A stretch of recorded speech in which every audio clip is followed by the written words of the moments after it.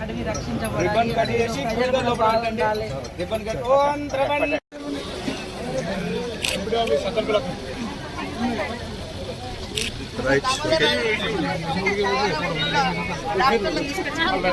వంటలు చేసుకునే టైం, పిల్లలు స్కూళ్ళ నుంచి ఇళ్ళకి వచ్చి ఉంటారు, బయటికి పోయిన భర్త ఇంటికి వచ్చి ఉంటాడు. మరి మా వాళ్ళు ఎటు పోయారు, సీతక్కటే తీసుకుపోయింది అనుకునే పరిస్థితి ఉంటుంది. కాబట్టి మా పత్రికా మీడియా సోదరులకు, అధికారులకు అందరికీ కూడా పేరు పేరున హృదయపూర్వక నమస్కారాలు.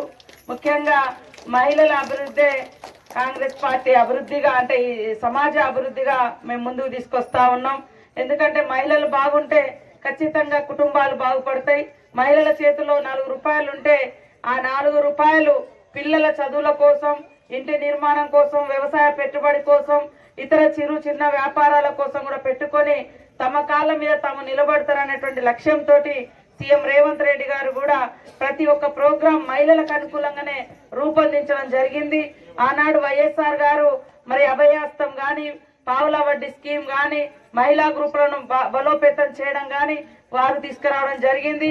ఇప్పుడు మనము పావుల వడ్డీ కూడా లేకుండా, పావుల వడ్డీ లేనటువంటి స్కీమ్ ద్వారా దాదాపుగా ఈ సంవత్సరం 20,000 కోట్ల రూపాయలు మహిళలకు మరి ఇవ్వాలన్నటువంటి లక్ష్యంతో పనిచేస్తా ఉన్నాం.